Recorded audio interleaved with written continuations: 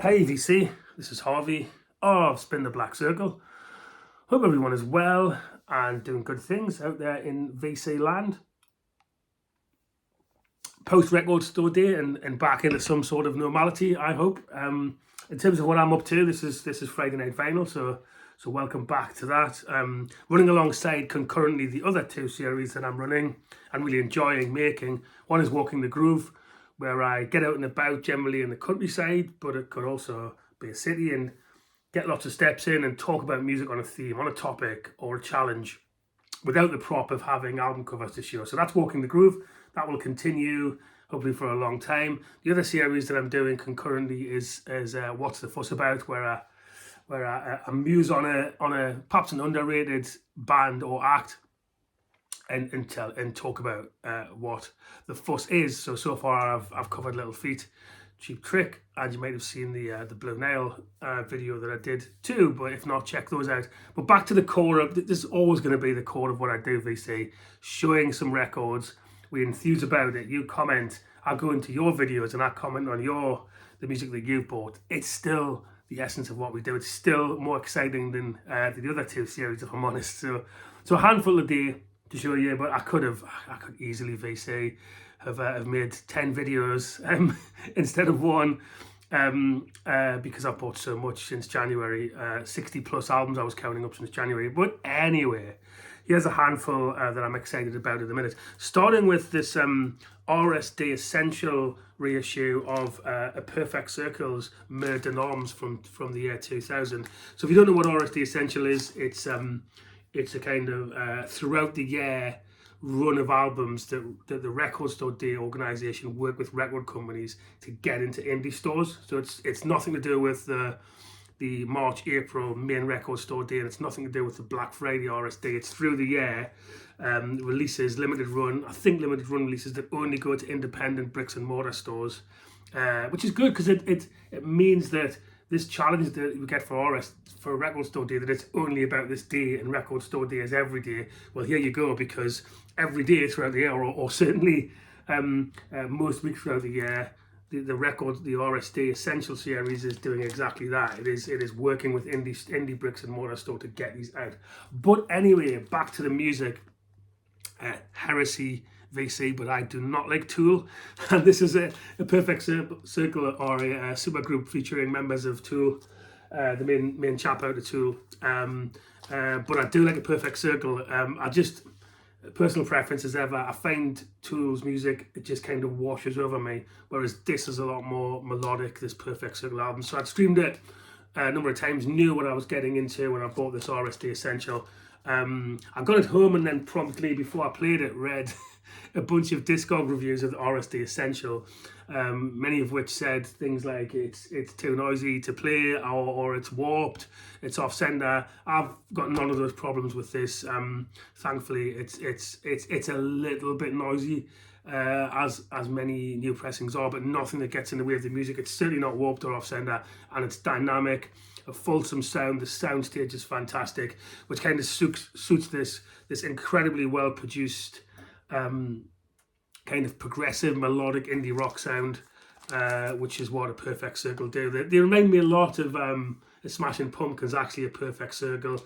That kind of juxtaposition between hard guitar driven indie sound, but also acoustic instruments, lots of melody and dynamism in the same way that the Pixies used it as well. But yeah, and the pressing is gorgeous too. It's a double splatter pressing, and yeah, it's fantastic. So this is what it's all about, right? These RSD Essentials. If you can find a reissue that's coming out on this through this series, and it's limited run, you know, get into your bricks and mortar store and buy this if you want to support your record store throughout the year. But anyway, about the music, and this is fantastic. It's going to hit the turntable a lot. It's Mer de Normes, or in English, Sea of Names by A Perfect Circle, this RSD Essential release, which I think came out end of March, so it's fairly new. Change it up entirely now, and everybody knows that I love jazz, or you should know by now if you've watched any of my videos. And this is an album I bought some time ago, but I don't think I've featured it yet, so I'm doing it now. And it's by an English harp player named Amanda Whiting, and it's called The Liminality of Her. So when I say harp, this is this is something else. It's yes, it's jazz harp, but I'm sorry about the glare there. But it features breakbeat electronica songs. She features vocalists on here, jazz fusion, pop. It's very accessible too. So if that all sounds a bit too much, then it really isn't. So the liminality of Her by Amanda Whiting. What does liminality mean? It means being between two things.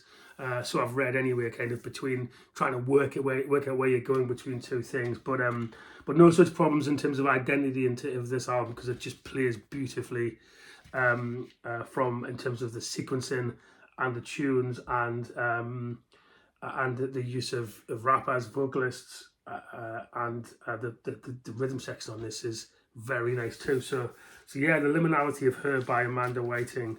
Readily available. It's on a label I haven't heard of. First Word it's named, this label. The pressing's really nice too, but not hard to get hold of, and certainly not in the UK anyway. Don't know about the States, but yeah, the liminality of Her by Amanda Whiting. If I have featured that before, I'm sorry, but it's worth featuring again. Then I'm guessing a lot of us have post Record Store Day things that you just wish you'd bought on Record Store, and you end up chasing them in the aftermarket. Hopefully though, not via a flipper. And I was lucky enough to because I'd already regretted not buying this particular album within an hour of leaving RSD on the day itself. But I went back to Eclipse Records, and thankfully they had a copy of Mark Knopfler and Emmylou Harris's All the Road Running double album. Before Record Store Day, this was close to £200 to buy, so it was welcome to get this reissue on Record Store or on the post Record Store Day sales for I think it was £34 I paid for this, or £32, sorry. Double album.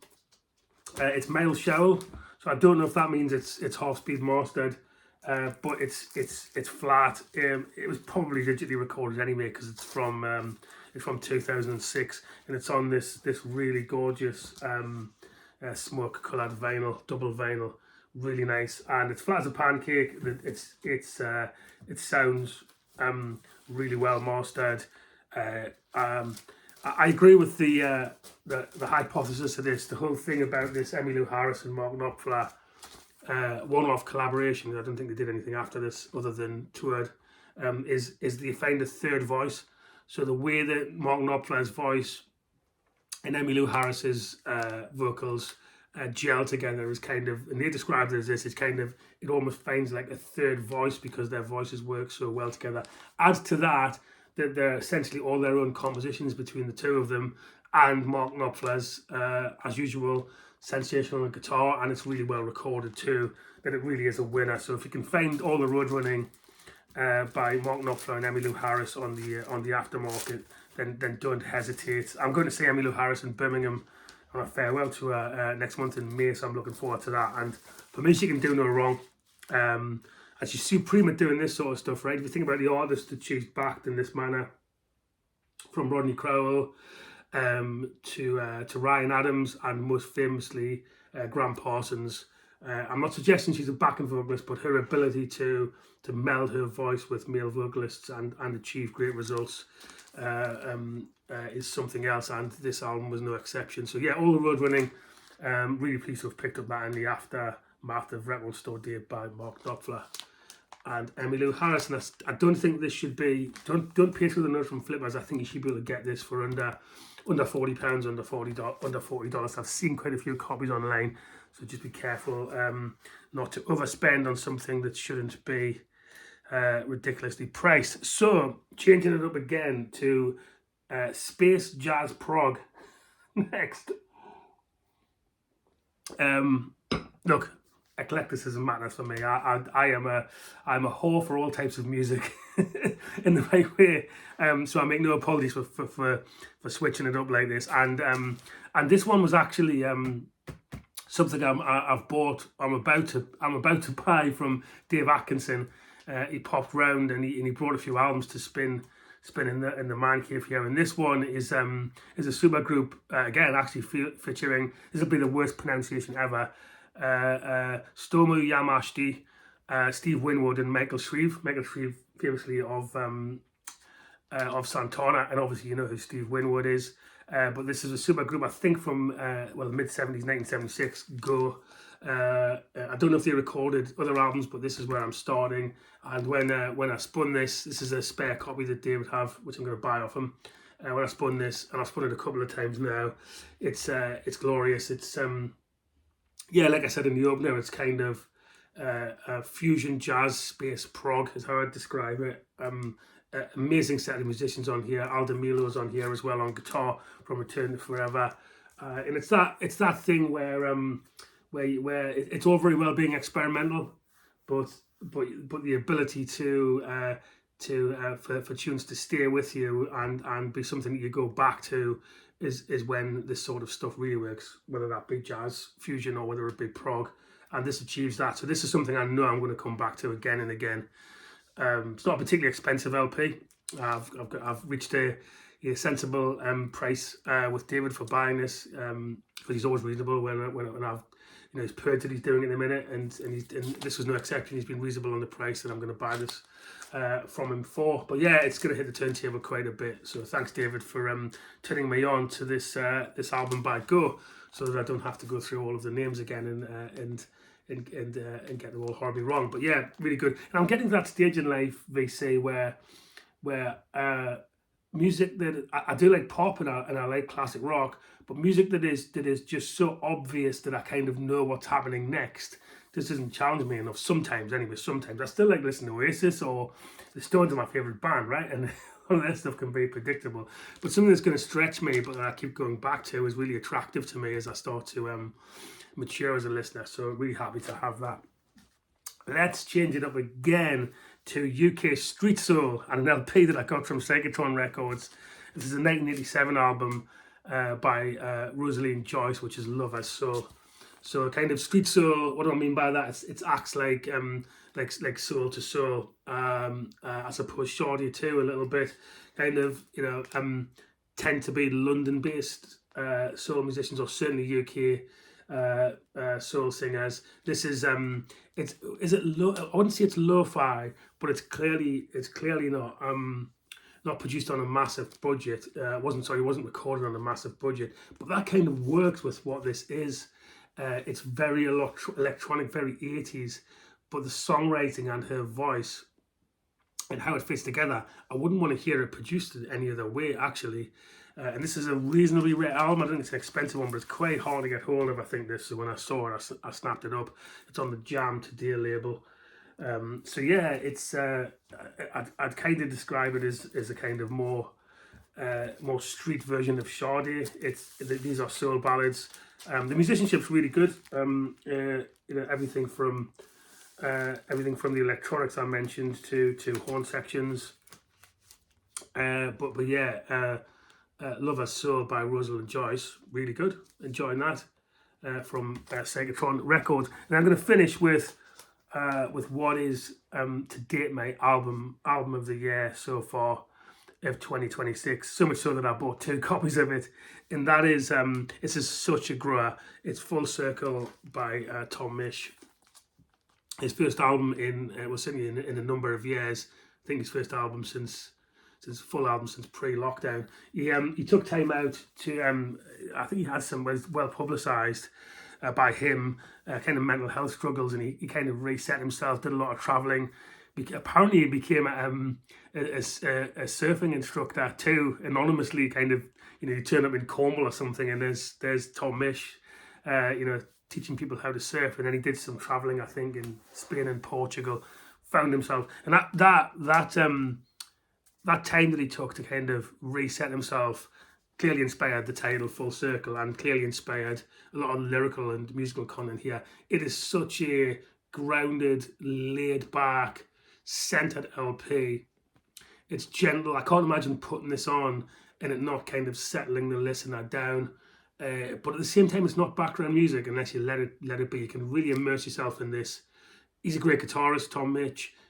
He's a really good songwriter. On this, what he doesn't do on this, I think, for the first time ever, is use a succession of other vocalists or other musicians. It's a more traditional LP of songs. but it really works. I think this could even be, I've gone back to it so many times now, I keep the earworm ability of these songs to kind of stick with me. I've gone back to this again and again now.